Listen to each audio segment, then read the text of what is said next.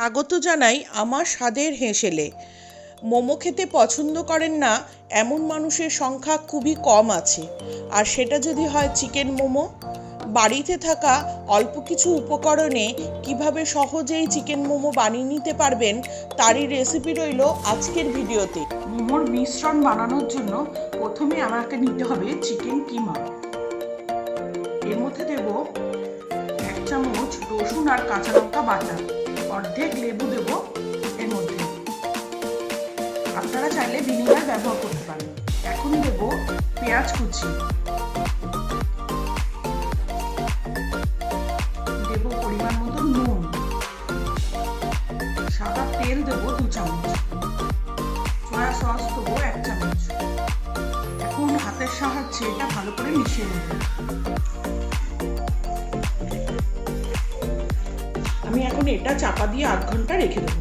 মোমোর কোটিং বানানোর জন্য আমি 250 গ্রাম ময়দা নিয়েছি। এতে এখন দেব 2 চামচ পরিমাণ সাদা তেল, আর দেব পরিমাণ মতো নুন। এটা ভালো করে আমি মিশিয়ে নেব।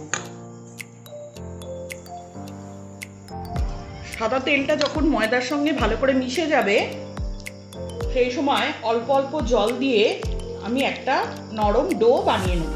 আমি ডোটা বানিয়ে নিয়েছি। ডোটা ঠিক এইরকম নরম হবে। ডোটা থেকে এখন আমি বড় বড় আকারের লেচি কেটে নেব। লেচিটা আমি একটা বড় রুটির আকারে বেলে নেব। বেলবার সময় একটা জিনিস মাথায় রাখতে হবে, যাতে এটা খুব পাতলা করে বেলা হয়। আপনারা চাইলে ছোট ছোট লেচি করেও বানাতে পারেন। আমি একটা এখন বাটির সাহায্যে এগুলো গোল করে কেটে নেব।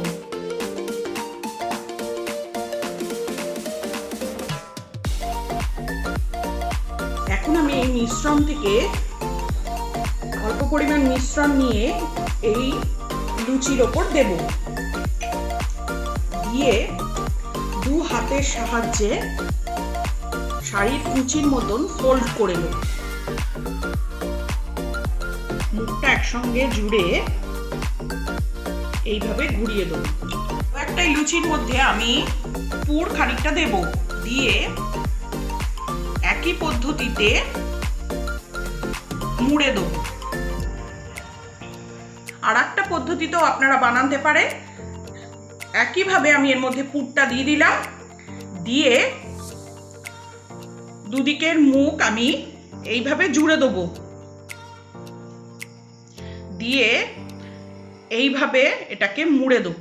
দেখতে পাচ্ছেন আমি 3 রকম ভাবে মোমো ফোল্ড করেছি। যেটা আপনাদের সুবিধা আপনারা সেইভাবেই মোমোটা মুড়ে নিতে পারেন। দেখুন আমি একটা কড়ার ওপর একটা ছিদ্রওয়ালা পাত্র রেখেছি। এর মধ্যে আমি একটু সাদা তেল বুলিয়ে রেখেছি, যাতে মোমোগুলো সহজেই উঠে আসে। এবার আমি এক এক করে সমস্ত মোমোগুলো এর মধ্যে সাজিয়ে দেব।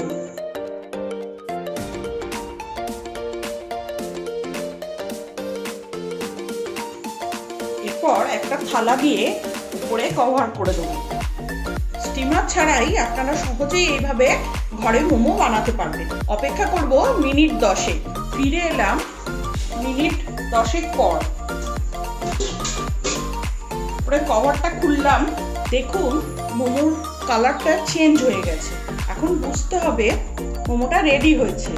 আর একটা জিনিস বোঝার উপায় হলো, এরকম হাত দিয়ে দেখলে বোঝা যাবে মোমোটা চটচট করছে না, তাহলেই বুঝতে হবে মোমোটা রেডি হয়ে গেছে। আমি এখন এগুলোকে নামিয়ে নেব। তৈরি হয়ে গেল আজকের রেসিপি চিকেন মোমো। আশা করছি রেসিপিটি আপনাদের ভালো লেগেছে।